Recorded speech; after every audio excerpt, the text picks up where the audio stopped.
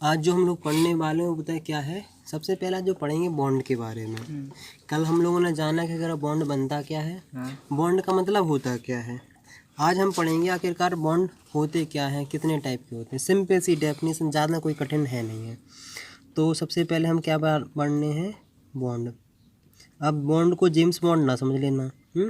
Basically देखो, bond दो type के होते हैं। एक होते हैं आयोनिक, जिसे कई लोग इलेक्ट्रोवैलेंट बोलते हैं। समझे कि नहीं? और दूसरे होते हैं कोवैलेंट। तो हमारे पास दो बॉन्ड है, इन दोनों बॉन्ड को हम लोगों को अच्छे से पढ़ना है। कल हम तुम्हें बता चुके थे आखिर का बॉन्ड का मतलब होता है, रियली मतलब क्या होता है। देखो, बॉन्ड जो होता है ना, उसे सिर्फ अट्रैक्शन से समझो। अट्रैक्शन से समझो, जिसको हम लोग देखो, तब तक कोई बॉन्ड फॉर्मेशन नहीं हो सकता जब तक कोई अट्रैक्शन ना हो। और जब भी कोई चीज़ का कॉम्बिनेशन होता है, जब भी कोई चीज़ बनती है, तो इस उम्मीद से बनाई जाती है कि स्टेबिलिटी ज़्यादा हो, है कि नहीं। स्टेबिलिटी ज़्यादा हो, कोई भी काम किया जाता है वो स्टेबिलिटी गेन करने के लिए किया जाता है।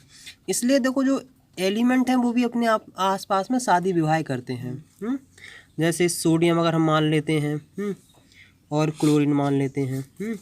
सोडियम को मान लो लड़की वाले,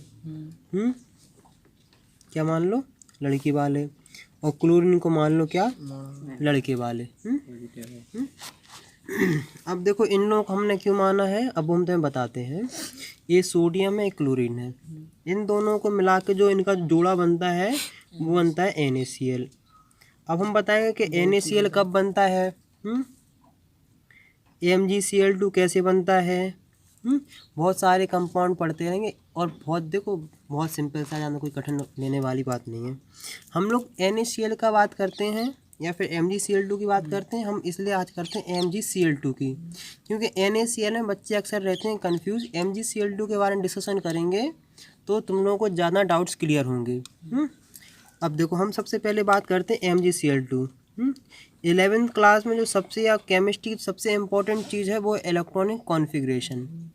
इलेक्ट्रॉनिक कॉन्फ़िगरेशन तुम्हें हर हाल में आनी ही चाहिए, चाहे तूफान आ जाए, बाढ़ आ जाए, कोरोना का बाप आ जाए, कोई भी आ जाए, लेकिन इलेक्ट्रॉनिक कॉन्फ़िगरेशन तुम्हें हर हाल में आनी चाहिए।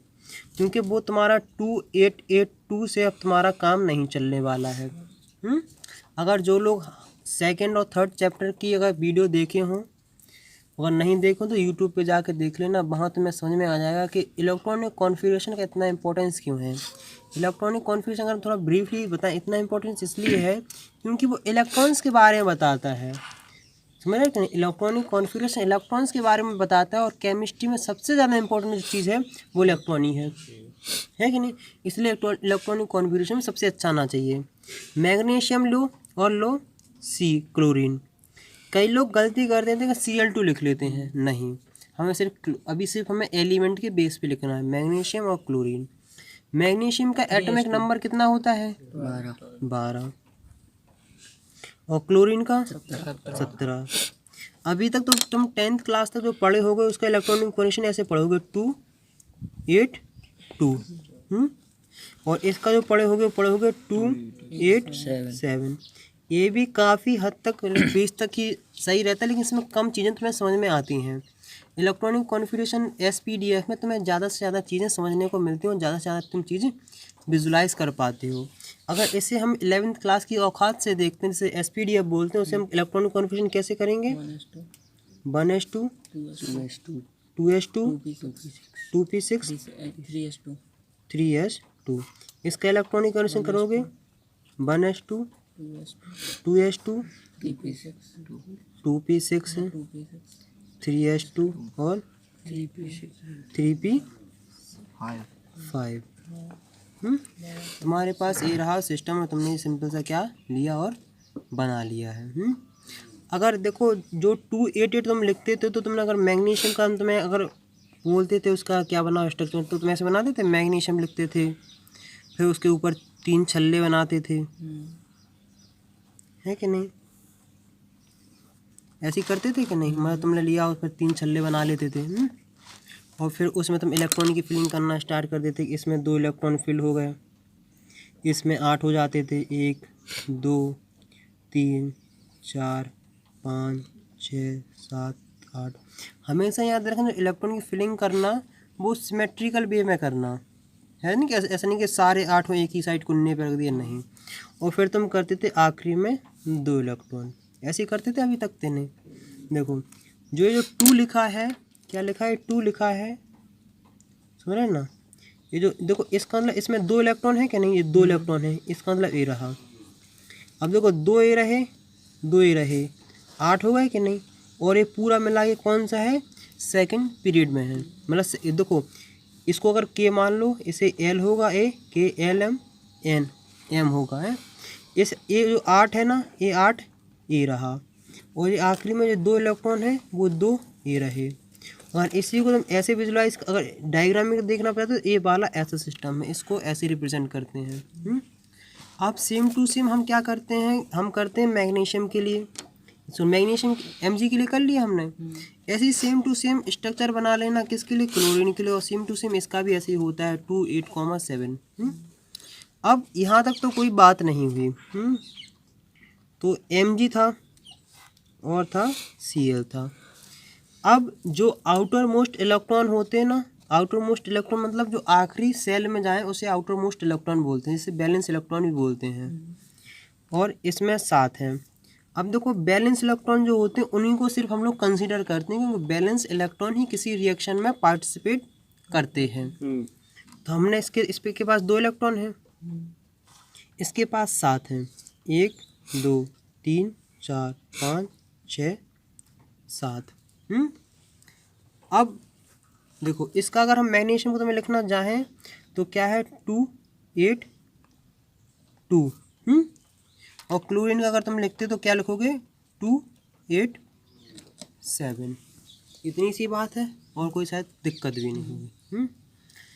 तो अगर ये इलेक्ट्रॉन एक गेन कर ले, इसके पास 2 कंडीशन है। क्या है, 2 कंडीशन है कि एक इलेक्ट्रॉन क्या कर ले, गेन कर ले, या फिर 7 इलेक्ट्रॉन क्या कर दे, लूज कर दे। इतना चीज़ जान लो कि 3 से ज़्यादा इलेक्ट्रॉन लूज करना बहुत मुश्किल होता है, या फिर 3 या फिर 4 से ज़्यादा इलेक्ट्रॉन किसी दूसरे के संभाल के रखना बहुत कठिन होता है। तो अब इसके पास 2 सिचुएशन थी कि एक इलेक्ट्रॉन गेन करे, या फिर एक इलेक्ट्रॉन किसी से ले ले, या 7 इलेक्ट्रॉन लूज कर दे। तो इसके पास मोस्ट प्रोबेबिलिटी है कि एक इलेक्ट्रॉन ही गेन करेगा। क्या करेगा, एक इलेक्ट्रॉन क्या करेगा, गेन करेगा। जो एक इलेक्ट्रॉन जो गेन करेगा तो किससे करेगा, किसी न किसी से करेगा, कहीं जो उससे करेगा जो उसके आसपास में होगा, और जो इलेक्ट्रॉन देने के लिए क्या हो जाए, राजी हो जाए। उसके बारे में उससे हम लोग क्या लेंगे, बेसिकली एक इलेक्ट्रॉन लेंगे। तो जैसे मान लो क्लोरीन गया और मैग्नीशियम से इसने बोला कि यार तुम एक इलेक्ट्रॉन मुझे दे दो। तो यार उसने कहा एक इलेक्ट्रॉन दे तो दें, लेकिन हमें भी तो 8 ही होना है। जैसे अपनी इंसान की ज़िंदगी में पैसा कमाना कामयाबी कहलाता है, खुश रहना कामयाबी कहलाता है, वैसे ही इनका 8 होना आउटर मोस्ट सेल में इनकी कामयाबी कहलाती है, मतलब स्टेबिलिटी कहलाती है। तो इसने कहा यार एक इलेक्ट्रॉन दे तो दें, लेकिन कुछ इंतज़ाम हमारे लिए भी करो। उसने कहा हमारे लिए एक ऐसा इंतज़ाम करो कि यार एक इलेक्ट्रॉन हम दे देंगे।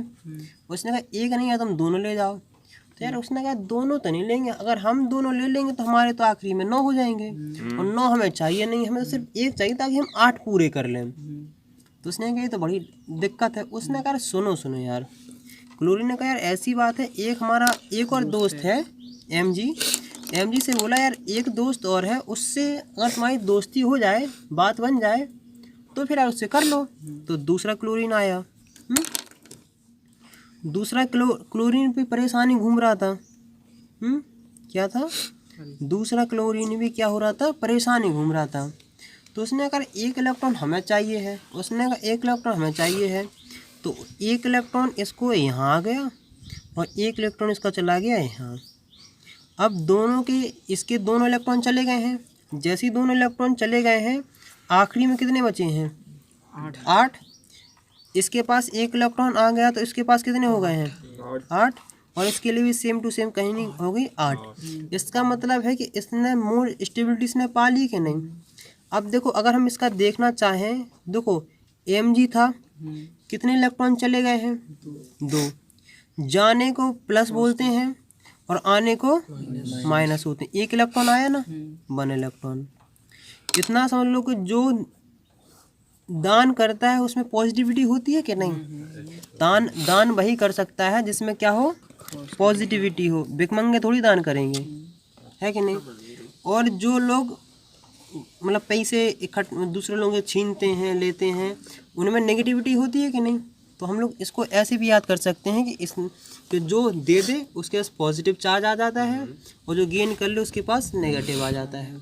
अब पॉजिटिव चार्ज इसलिए आया था कि इसने इलेक्ट्रॉन लूज़ करे हैं और इलेक्ट्रॉन का चार्ज होता है नेगेटिव, और इसके पास नेगेटिव चार्ज ले आया है ताकि इसने इलेक्ट्रॉन गेन कर लिए। तो ये हो गया इनका कंपाउंड। अगर तुम देखना चाहो कि इसके अगर बनता कितना है, कैसे है, तो इसके बारे हम लोग पढ़ने वाले हैं, है कि नहीं।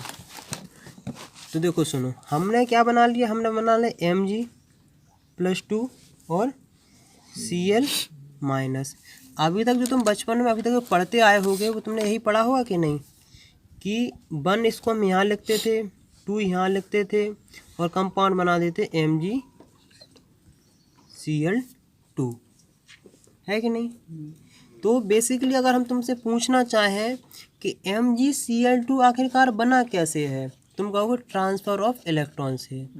आखिरकार उसने पूरा इलेक्ट्रॉन से दे दिए ना, मतलब पूरी तरीके से कंप्लीट इलेक्ट्रॉन दे दिए हैं उसने। देखो सुनो, जैसे मान लो Mg वाले अब समझ में आते हैं लड़की और क्लोरीन वाले। मैग्नीशियम वाले लड़की वाले हैं, क्लोरीन वाले लड़के वाले हैं। तो लड़की वाले जो दहेज दे देते हैं तो पूरी तरीके से दे देते हैं कि नहीं, है कि नहीं। ऐसा थोड़ी होता कि नहीं यार कि शादी में 20-25 लाख दिए हैं, नहीं यार जो 20-25 लाख दिए थे ना उसमें आधा हिस्सा हमारा ही बनता है। ऐसा थोड़ी होता दहेज में, इसमें ऐसा थोड़ा यार जो पता है कुकुर दिया था ना, 2 कुकुर दिए थे हम तुम्हें, 1 कुकुर हमें भी चाहिए, हमारा फूट गया है। ऐसा थोड़ी होता है कि भाई टंकी में, तो जो दिया कंप्लीट उसने दे दिया है, इसलिए ये वाला बॉन्ड ज़्यादा स्ट्रांग होता है। इतना समझ लो कि जो आयनिक बॉन्ड होता है उसे समझ लो क्या, मैरिज से, शादी विवाह से। अब शादी बड़ी स्ट्रांग होती है, गर्लफ्रेंड बॉयफ्रेंड वाला थोड़ी मामला है कि ब्रेकअप हुआ, चल तुमने वो क्या नाम मुझे आज बर्थडे विश नहीं किया, मैं तुम्हारा वेट करती रही, आज से ब्रेकअप। वो तुमको तो कल तुम मिलने नहीं आई थी तो आज ब्रेकअप। ऐसा थोड़ी है ना ब्याह हो जाए, भले तुम बेलन घलते रहे, तुम्हें बर्तन धोने पड़े, कुछ भी होता रहा, लेकिन तुम्हारी ब्याह नहीं टूटेगा जब तक बहुत हाई एनर्जी मतलब हाई सिचुएशन क्रिएट ना की जाए। तो अभी अपन समझ धीमे धीमे पढ़ेंगे आखिरकार इसमें क्या, जो अभी जो कहानी बता रहे हैं ना बहुत इंपॉर्टेंट है, बाद में हर चीज़ रिलेट कर पाओगे, तुम्हें समझ में आएगी कि आखिरकार हमने आयनिक बॉन्ड को शादी क्यों बोला है, कोवलेंट बॉन्ड को गर्लफ्रेंड बॉयफ्रेंड क्यों बोला है। जब बाद में पढ़ोगे ना तो इसे बहुत अच्छे से विजुलाइज करने में समझ में आएगा कि आखिरकार कौन सा है। तो ये होता है आयनिक, मतलब ऐसे हम लोग सिंपल सा मैरिज बोल सकते हैं। अभी तक जो हम लोग पढ़ रहे थे वो पढ़ रहे थे क्या, आयनिक बॉन्ड। अब देखो सुनो, अब इस आयनिक बॉन्ड की उत्पत्ति पता कैसे हुई है। आयनिक बॉन्ड मतलब होता है कि 2 एलिमेंट के बीच में जो बॉन्ड होता है उसे बॉन्ड मतलब अट्रैक्शन, उसे बॉन्ड कहते हैं। अब यहाँ देखो इसे पॉजिटिव है, ये नेगेटिव है। जहाँ भी पॉजिटिव और नेगेटिव आता है उसका मतलब होता है क्या है, कैटाइंस या एनाइंस। तो आयंस हम जानते हैं कि आयंस होते हैं कितने, 2 टाइप के, कैटाइन और एनाइन। मतलब जो इलेक्ट्रॉन लूज कर देता है उसे हम कैटाइन बोलते हैं, जिसके पास होता है पॉजिटिव चार्ज, और एनाइंस उसे बोलते हैं जो इलेक्ट्रॉन क्या कर ले, गेन कर ले, उसे बोलते हैं एनाइंस।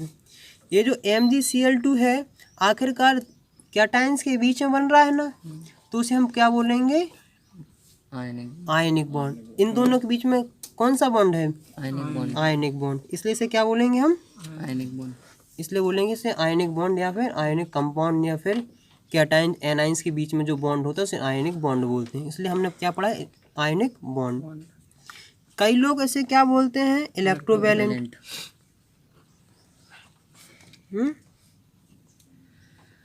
क्या बोलते हैं, इलेक्ट्रोवैलेंट। इलेक्ट्रोवैलेंस से पहले हम तुम्हें अगर समझाएं तो उससे पहले हम समझाते हैं। अगर इलेक्ट्रोवैलेंस एक वर्ड आता है इलेक्ट्रोवैलेंसी। नोट्स की तुम लोग टेंशन नहीं लेना, PDF सेंड कर दिया करेंगे, जो भी होगा तुम लोगों के लिए बढ़िया बेहतरीन रहेगा। तो क्या है इलेक्ट्रोवैलेंट, ये आखिरकार बना है इलेक्ट्रोवैलेंसी से। कहाँ से बना है? इलेक्ट्रोवैलेंसी से। इलेक्ट्रोवैलेंसी जो होता है वो होता है नंबर ऑफ ट्रांसफर या गेन ऑफ इलेक्ट्रॉन। आखिरकार जितने इलेक्ट्रॉन क्या किए जा रहे हैं, ट्रांसफर या गेन किए जा रहे हैं, उसे हम कहते हैं इलेक्ट्रोवैलेंसी। जैसे अगर मैग्नीशियम की अगर हम इलेक्ट्रोवैलेंसी पूछें तो कितनी है? 2 है। और क्लोरीन की पूछें तो क्लोरीन कितनी है? 1 है। गलती से कोई 2 मत बोल देना, कई बार बोल देते हैं कि भैया क्लोरीन Cl की भी 2 होगी। नहीं, एक क्लोरीन ने 1 इलेक्ट्रॉन पाया है, इसलिए इसकी क्या है? 1।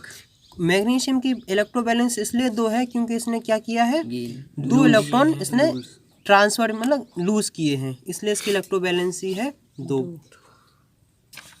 अब आखिरी जो क्वेश्चन तुम्हारे दिमाग में आ रहा होगा और बहुत उछल कूद कर रहा होगा, वो ये कर रहा होगा कि यार आयनिक बॉन्ड है, इलेक्ट्रोवैलेंट है, आपने बोला बॉन्ड मतलब अट्रैक्शन, अट्रैक्शन मतलब कोई ना कोई फोर्स, तो इन दोनों के बीच में कौन सा फोर्स होगा? वो होता है इलेक्ट्रोस्टैटिक फोर्स। क्या होता है? Electrostatic force. क्योंकि अगर तुम्हें कई रेफरेंस बुक में अगर तुम्हें देखने को मिल जाएगा इलेक्ट्रोस्टैटिक फोर्स, तो तुम इसमें क्या ना हो, घबराओ नहीं। तो क्या है? Electrostatic force. इलेक्ट्रोस्टैटिक फोर्स जैसे मास के बीच में ग्रेविटेशनल फोर्स होता है, जैसे 2 मास होते हैं ना, AM1 है, AM2 है, इन दोनों के बीच में जो फोर्स होता है हम ग्रेविटेशनल फोर्स बोलते हैं। वैसे ही चार्जेस के बीच में जो फोर्स होता है उसे इलेक्ट्रोस्टैटिक फोर्स बोलते हैं। वो चार्जेस जब वो दोनों चार्ज रेस्ट पे हों, ऐसा नहीं मूवमेंट में हो। जब 2 चार्ज Q1 और Q2 जब ये दोनों चार्ज किस पे हों? रेस्ट पे होते हैं। इन दोनों के बीच में जो अट्रैक्शन होता है उसे क्या बोलते हैं हम? Electrostatic force. और इलेक्ट्रोस्टैटिक फोर्स जो अट्रैक्शन में होता है पॉजिटिव और नेगेटिव के बीच में होता है। ये सभी इतना घबराने वाली बात नहीं, परेशान नहीं होना है। जैसे लड़का और लड़की में, पति पत्नी में जो होता है उसे मोहब्बत या प्यार कहते हैं, ऐसी 2 चार्जेस अपोजिट चार्जों के बीच में जो फोर्स होता है उसे इलेक्ट्रोस्टैटिक फोर्स बोलते हैं। तो इतना सा समझना। जैसे गर्लफ्रेंड बॉयफ्रेंड में जो अट्रैक्शन होता है उसे लव कहते हैं। ऐसे ही मास और मास के बीच में जो अट्रैक्शन होता है उसे ग्रेविटेशनल फोर्स बोलते हैं। पॉजिटिव नेगेटिव चार्जेस के बीच में जो अट्रैक्शन होता है उसे इलेक्ट्रोस्टैटिक बोलते हैं। अपन अब पढ़ने वाले हैं वो क्या है? Formation of ionic compound, ionic bond. क्या आखिरकार कि आयनिक बॉन्ड बनता कैसे है, क्या इसकी सिचुएशन है, क्या इसकी समस्या यानी कंडीशन है, तो हम उसके बारे में हम लोग क्या पढ़ना है। तो क्या है? Formation of ionic bond. कि अब देखो कोई भी चीज़ होती है तो उसका कुछ ना कुछ तो एक प्रोसेस होता है, आखिरकार क्या समस्या होनी चाहिए क्या नहीं। जैसे शादी विवाह के लिए 18 साल 21 साल होना ज़रूरी है, ऐसी आयनिक कंपाउंड बनाने के लिए कोई ना कोई कंडीशन है, कोई ना कोई फैक्टर तो डिसाइड करते होंगे कि नहीं। तो अब तुम्हें ये याद रखना कि आयनिक बॉन्ड जो होते हैं वो किसके बीच में होते हैं? पॉजिटिव और नेगेटिव के बीच में। किसके बीच में है? पॉजिटिव नेगेटिव के बीच में।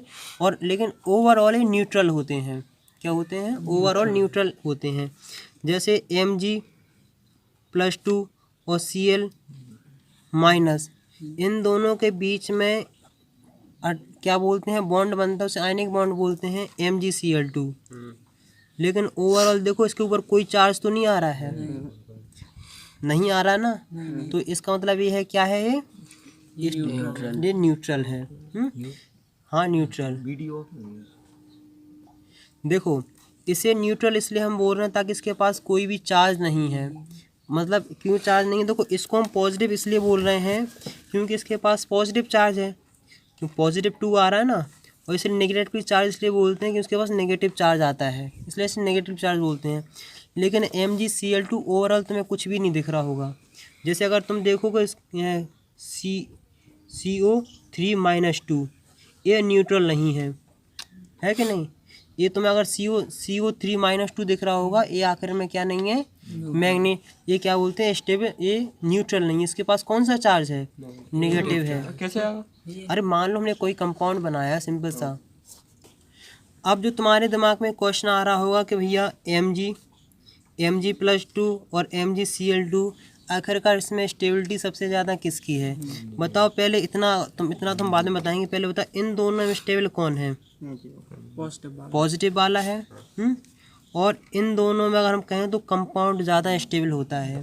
अगर किसी चीज़ का फॉर्मेशन हो रहा है, इसका मतलब स्टेबिलिटी की जा रही है। बिना स्टेबिलिटी के कोई काम नहीं होता है। अगर कोई चीज़ फॉर्म हो रही तो मतलब स्टेबिलिटी से हो रही है।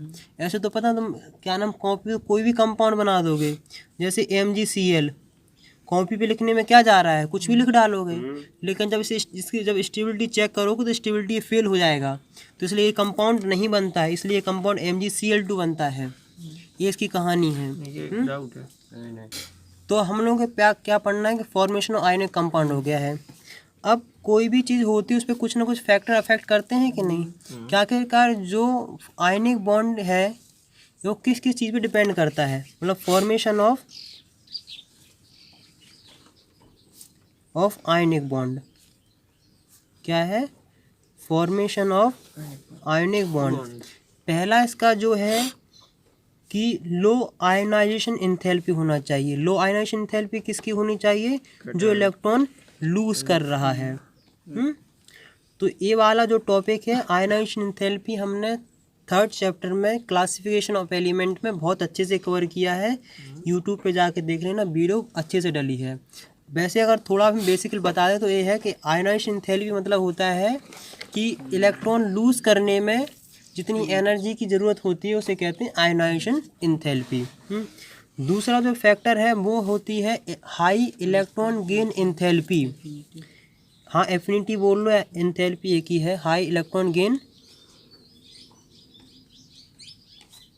इसका मतलब ये है कि ये जो दूसरा एलिमेंट ले रहे हैं, ये भी यूट्यूब पे अवेलेबल है, वहाँ डली है, उसकी हाई इलेक्ट्रॉन गेन एंथैल्पी होनी चाहिए। आखिरकार कि उसे इलेक्ट्रॉन होल्ड करने की क्षमता उसमें ज़्यादा होनी चाहिए। इसका मतलब है कि वो दूसरे के इलेक्ट्रॉन अगर अपनी साइड अट्रैक्ट करे, खींचे, तो अपने पास इलेक्ट्रॉन को ज़्यादातर खींच सके, अच्छा अट्रैक्शन कर सके। और जो तीसरा फैक्टर है वो है हाई लेटिस एंथैल्पी। अभी शायद तुम्हारे दिमाग में पहली बार लेटिस सुनने में आ रहा होगा। तो ये समझ लो कि पॉजिटिव और नेगेटिव मतलब एनाइंस एंड कैटाइंस का जो सॉलिड में अरेंजमेंट होता है उसे हम क्या बोलते हैं? लेटिस बोलते हैं। जैसे अगर तुम्हें NaCl का जब तुम सॉलिड स्टेट पढ़ोगे 12th क्लास में, तुम्हें समझ में आएगा कि जैसे एक सोडियम होता है उसके 6 देखो 1 2 3 4, एक ऊपर एक नीचे क्लोरीन होता है। तुम्हें वो भी चीज़ समझ में आएगी। ये तुम्हारी लेटिस है। अब हम तुम्हें समझा देते हैं आखिर लेटिस एंथैल्पी क्या होती है। देखो इतना समझ लो कि अगर हम सिंपल सा देख लें, अमाउंट ऑफ एनर्जी रिलीज्ड क्या है, इसकी हम डेफिनेशन लिखना स्टार्ट करें। अमाउंट ऑफ एनर्जी, इतना समझ लेना कि एंथैल्पी एनर्जी से मिलता जुलता शब्द है। Amount of energy released when free ions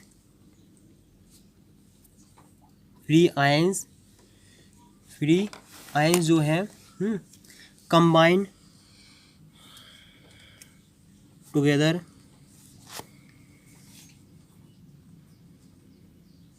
amount of energy released when free ions combine together to form 1 mole of a crystal.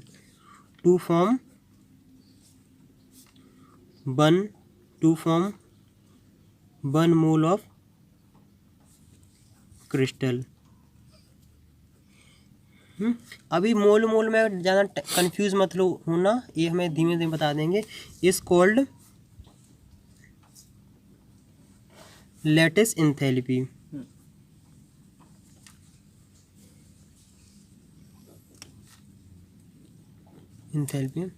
अब अगर एक चीज़ हम तुम्हें बताने वाले हैं वो ये है कि जब कोई कैटाइंस और एनाइंस आपस में कंबाइन होते हैं तो उनमें से भी एनर्जी निकलती है।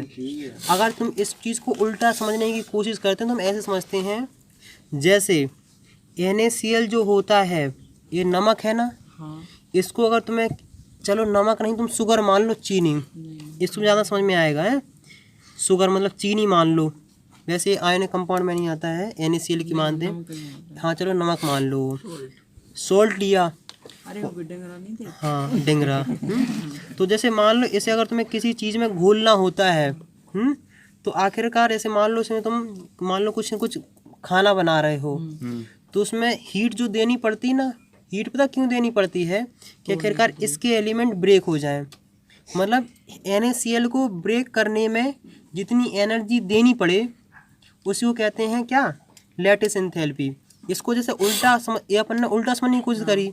इसकी डेफिनेशन ये है कि जब सोडियम का प्लस और Cl का माइनस आपस में जब कंबाइन होते हैं, एक मोल, अभी मोल में कंफ्यूज नहीं होना है, तो सुनो कि सोडियम और क्लोरीन जब आपस में कंबाइन होते हैं तो क्या निकलती है, एक एनर्जी निकलती है, उसे हम लैटिस एनर्जी या लैटिस एंथैल्पी बोलते हैं।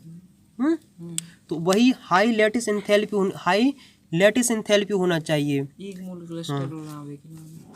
अब जैसे अगर देखो पढ़ते हैं हम MgCl2, इसका जो कंपाउंड है वो Mg+2 और Cl-। MgCl2 तब पॉसिबल हुआ क्योंकि तुम जानते हो कि मैग्नीशियम की आयनाइजेशन एंथैल्पी बहुत लो होती है, और क्लोरीन की इलेक्ट्रॉन गेन एंथैल्पी बहुत ज़्यादा हाई होती है। तब जाके इन दोनों में क्या बॉन्ड फॉर्मेशन हुआ है, और जब ये दोनों बॉन्ड का फॉर्मेशन हो जाता है तो इसमें से लैटिस एंथैल्पी, लैटिस एनर्जी भी रिलीज होती है। मतलब इतना सिंपल सी अगर तुम्हें डेफिनेशन, तो सबसे सिंपल सी डेफिनेशन ये लिख लेना, amount of energy released when free ions combine together to form 1 mole of crystal is called lattice enthalpy. Lattice enthalpy के आगे तुम क्वेश्चन होंगे वो अपन वहाँ कराएंगे, आगे आने वाला चैप्टर है ना उसमें है। अब देखो अपन ने क्या बना लिया है, अपन ने फॉर्मेशन पढ़ लिया है। अब कुछ ना कुछ आयनिक प्रॉपर्टी भी तो होंगी ना, क्या आखिरकार आयनिक कंपाउंड या आयनिक बॉन्ड में क्या क्या प्रॉपर्टी होती हैं। आयनिक कंपाउंड उस कंपाउंड को बोलते हैं जिनके बीच में आयनिक बॉन्ड होता है, और आयनिक बॉन्ड उस बॉन्ड को बोलते हैं जो कैटाइंस और एनाइंस के बीच में बनता है। कैटाइंस और एनाइंस उनको बोलते हैं जिनके पास पॉजिटिव एंड नेगेटिव चार्ज होता है। तो हम लोग क्या पढ़ने वाले हैं कि आखिरकार प्रॉपर्टी किसी आयनिक कंपाउंड की क्या होती है। देखो प्रॉपर्टीज, पहली जो प्रॉपर्टी होती है वो होती है इसकी melting and boiling point high होता है। Melting point and boiling point high होता है। क्या होता है, मेल्टिंग एंड बॉइलिंग पॉइंट इसका क्या होता है, हाई होता है। जैसे अगर तुम NaCl को ले लो, नमक सिंपल सा घर में है, नमक खड़ा नमक लो, तुम खुद जान जाओगे इसके कि मेल्टिंग पॉइंट और बॉइलिंग पॉइंट कैसा है। दूसरी चीज़ है कि देखो, दूसरी चीज़ है कि जो आयनिक कंपाउंड होते हैं वो पोलर सॉल्वेंट में ही घुलते हैं। मतलब अगर तुम्हें आयनिक कंपाउंड घोलना है तो पोलर सॉल्वेंट मतलब पानी में ही घोलेंगे। मतलब जो जिसमें अभी जब कोवेलेंट बॉन्ड पढ़ाएंगे ना उसमें 2 टाइप के होते हैं, पोलर नॉन पोलर, तो वहाँ समझ में आएगा। इतना समझ लो कि पोलर सॉल्वेंट में ही ये आयनिक कंपाउंड घुलते हैं। तीसरी जो प्रॉपर्टी अगर जो हम पढ़ना चाहेंगे तो भी हम ये पढ़ेंगे कि जो conductor of electricity in solution in solvent state, conductor of electricity क्या है, conductor of electricity. Conductor of electricity तब होगी जब ये सॉल्यूशन के फॉर्म में हो। कभी लोग मतलब सॉल्यूशन के फॉर्म में, सॉल्वेटेड फॉर्म में हो। कई लोग ऐसे गलती कर देते हैं, वो कहते हैं कि तुमसे अगर पूछा जाए कि NaCl कंडक्टर ऑफ इलेक्ट्रिसिटी है नहीं, तुम अगर कहीं कंपटीशन में आता है तो तुम चपक के लगा देते हो हाँ है। जैसे यहाँ लिखा रहता तो ऐसे चालाकी कर देते NaCl सॉलिड, मतलब कि NaCl सॉलिड है, और तुमसे पूछ लिया जाता है कि क्या इसका कंडक्टर ऑफ इलेक्ट्रिसिटी है या ना, तुम तो कहते यार मास साहब ने तो यही पढ़ाया था कि कंडक्टर ऑफ इलेक्ट्रिसिटी होता है, लेकिन ये क्वेश्चन हो जाएगा गलत। तुम्हारे पास ये ऑप्शन रहता हो, तुम कहते हो कि कंडक्टर ऑफ इलेक्ट्रिसिटी है और ये आंसर हो जाता है गलत, तो तुम सोचते आखिर इसमें गलत हुआ क्या है। गलत ये हुआ कि उसके आखिरी में लिखा था सॉलिड, और सॉलिड में नहीं। NaCl जो कंडक्टर ऑफ इलेक्ट्रिसिटी होता है वो होता है एक्वियस में। एक्वियस मतलब ये होता है कि उसके कैटाइंस और एनाइंस फ्री होने चाहिए, मतलब पॉजिटिव और नेगेटिव चार्ज जब फ्री होंगे, जब उनका मूवमेंट होगा तभी जाके इलेक्ट्रिसिटी का कंडक्शन होगा, वैसे कंडक्शन ऑफ नहीं हो सकता है। और अगर तीसरी चीज़ हम लोग चौथी चीज़ अगर देखना चाहें तो वो होता है फिजिकल स्टेट।